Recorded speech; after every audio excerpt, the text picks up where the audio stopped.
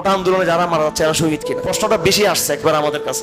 জুলুম প্রথার বিরুদ্ধে যারাই প্রতিবাদ করবে, জুলুমের বিরুদ্ধে, যে কোনো ডাকাতের গুলিতে মারা গেলে তো সে শহীদের সব পাবে। হ্যাঁ, সব পাবে। যে কোনো জালেমের জুলুম মারা গেলে শহীদ হবে সে। হ্যাঁ, বাকি এখানে নিয়তের ব্যাপার আছে।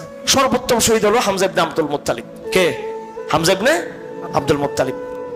কার? রাসূলুল্লাহ হাদিস সর্বোত্তম শহীদ। ওয়া রাজুলুন, এবং ওই ব্যক্তি, এখানে রাজুলুন আরবি গ্রামার যারা জানেন, আর রাজুলু দ্য ম্যান নির্দিষ্ট ব্যক্তি, আর ম্যান এ ম্যান একজন ব্যক্তি, যে কোনো ব্যক্তি। ওয়া রাজুলুন কিয়ামত পর্যন্ত ওই সমস্ত ব্যক্তি কামা আমামা ইমামিন জাবিরিন, জালেম শাসকের সামনে যে দাঁড়িয়ে গেল এবং সে সত্য কথা বলল, ফাজাজারাহু ওয়া নাহারাহু, তাকে সে ধমক দিল, জালেমের উপর দাঁড়িয়ে সামনে দাঁড়িয়ে সে তাকে সত্য কথা বলল, ফাকাতালাহু, আবার এই সত্য উচ্চারণের কারণে তাকে হত্যা করা হয়েছে।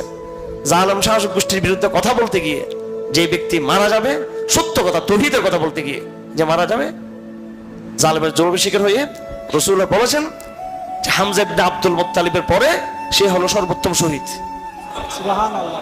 জুলুম প্রথার বিরুদ্ধে যারাই প্রতিবাদ করবে, জুলুমের বিরুদ্ধে, একটা হলো ইসলামী রাষ্ট্র প্রতিষ্ঠা করার, সেটা ভিন্ন জিনিস। আটো জুলুমকে সরানো। এই সম্রাট কি নাম, এই বৌদ্ধ সম্রাট, অনেক ইনসাফগার ছিল সে। এইভাবে গ্রিকদের মধ্যে ইনসাফগার সম্রাট ছিল, অমুসলিম ছিল কিন্তু কি ছিল? ইনসাফ ছিল। অনেক দুনিয়াতে সম্রাটরা এসেছে যারা কাফের ছিল, অমুসলিম ছিল। হ্যাঁ, নৌশিরমান ছিল। এরপরে আর ভারতবর্ষের পুরো অঞ্চলের যে হ্যাঁ সম্রাট অশোকের কথা, অশোক, হ্যাঁ বলা হয় আর কি ইতিহাসে।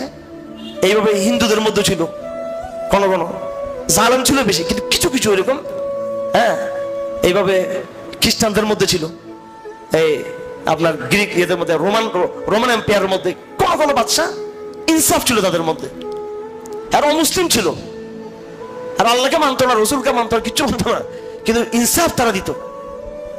ইনসাফ ও আল্লাহ পাক অনেক বড়, এদের শাস্তি কম হবে আখিরাতে। এদের ওই সমস্ত ফেরাউনের চেয়ে শাস্তি কম হবে এদের, কিন্তু এরাও কাফের, কিন্তু এদের যাই হোক। তো এখন তো জিজ্ঞেস করেছে আমাদের ভাইরা, যে কোনো ডাকাতের গুলিতে মারা গেলে তো সে শহীদের সব পাবে। হ্যাঁ, সব পাবে। যে কোনো জালেমের জোলা মারা গেলে শহীদ হবে সে। হ্যাঁ, বাকি এখানে নিয়তের ব্যাপার আছে। কেউ যদি সে নিয়তের আশা করো নাই, সওয়াব পাওয়ার জন্য ইহতিসাব বলা হয়, আল্লাহ থেকে আশা করা। আল্লাহ থেকে আশা করতে হবে যে আমি এটা আল্লাহর জন্য করতেছি। আপাতত বাহ্যিকভাবে আমরা শহীদ বলবো, কিন্তু ওদের উচিত হলো যারা ইহতিসাবের সাথে এটাকে একদম ন্যায়ের লড়াই মনে করে যারা এটা করেছে এবং আল্লাহকে সন্তুষ্ট করার জন্য, তার নিঃসন্দেহে শহীদ হবে। বাহ্যিকভাবে আমরা সবাইকে শহীদ বলবো, যারা মারা যাচ্ছে সবাই শহীদ হবে ইনশাআল্লাহ। জি ইনশাআল্লাহ। মর্যাদা আছে কি আছে এখানে? সবার নিয়ত তার একরকম না, সবার নিয়ত একরকম। মুসআব ইবনে উমাইরও শহীদ হয়েছেন উহুদের যুদ্ধে, হন নাই? হামজা ইবনে আব্দুল মুত্তালিবও কি শহীদ হয়েছেন? হ্যাঁ, ওরা তো একেবারে উচ্চ পর্যায়ের শহীদ, নাকি না? বদরের ময়দানে উচ্চ পর্যায়ের শহীদ। ইসলামের জিহাদে অনেক লোক শহীদ হয়েছেন। এমনও লোক শহীদ হয়েছেন রাসূলুল্লাহর সামনে। কার সামনে? রাসূলের সামনে। সবাই তাকে বীর হিসেবে তাকে কি করছে? প্রশংসা করতেছে। রাসূল বলছে জাহান্নামে। সে কোথায়? জাহান্নামে। হ্যাঁ, কারণ সে আত্মহত্যা করছে। কি করছিল? সে আত্মহত্যা করছে। পরে দেখা গেছে আত্মহত্যা।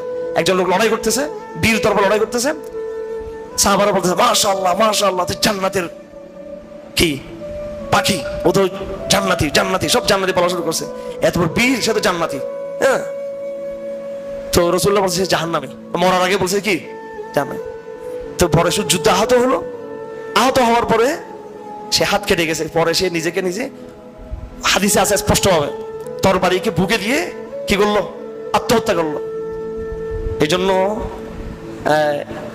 যারা সংগ্রাম করবে, তাদের মনে থাকতো সংগ্রাম করবে, লড়াই করবে, তাদের আল্লাহর জন্য হতে হবে এটা।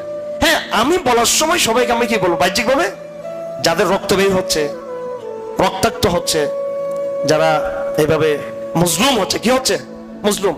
কারণ এখানে দুটো পক্ষ, একদিকে নিরহ জনতা, আরেকদিকে বন্দুকধারী জালেম, এবং তাদের উপরে আছে হুকুমদাতা, তাদের উপরে আছে বৈশ্বিক শক্তি, একাধারে কতগুলো শক্তি এখানে, ঠিক কিনা?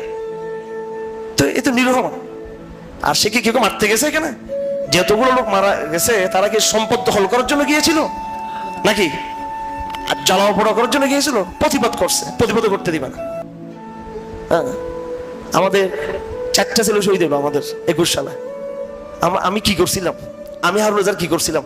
আমি তো হরতালও তো করিনি, হরতাল করছি না আমি, আমরা সবাই ছিলেন। আমি বলছি হরতাল মরতাল এগুলা আমি হরতাল সমর্থন করিনি। এরপর আমার হাঁটু ভেঙে দিল, আমার মেরে মেরে আমি কাস্টাম দিয়ে ফিরাইলো আমার ধরে নিয়ে। হ্যাঁ, 14টা মামলা লাগাই দিল, আগের 20টা মামলা, 1 ডজন মামলার পাশে আর 14টা লাগাই দিল। জালেমদের চরিত্র এটা। তা আপনার জিজ্ঞেস করতে শহীদ হবে কিনা, শহীদ হবে কিনা, শহীদ হবে কিনা, কি রে ভাই? তো এক পক্ষে জালেম আর পক্ষে কি নিরীহ, সুতরাং অবশ্যই সে কি হবে এখানে শহীদ হবে, জিজ্ঞেস করার দরকার নেই। হ্যাঁ, শহীদদের মধ্যে যার যে নিয়ত, যার কি ইহতিসাব, এটাকে কি বলা হয়? ইহতিসাব বলে আশা করা, আল্লাহ থেকে কি করা, আশা করা। যে যত বেশি আশা করবে আল্লাহ থেকে, যার নিয়ত যত শুদ্ধ হবে। হ্যাঁ, কেউ যদি অধিকার জন্য লড়াই করে, মান কুতিলা দুনা মালি ফাহুয়া শাহীদুন, হ্যাঁ, ওয়া মান কুতিলা দুনা নাফসি ফাহুয়া শাহীদুন। যে ব্যক্তি নিজের জানের জন্য, মালের জন্য, নিজের হকের জন্য, ইজ্জতের জন্য, একজন মানুষ আমার ইজ্জতকে টানানি করতেছে,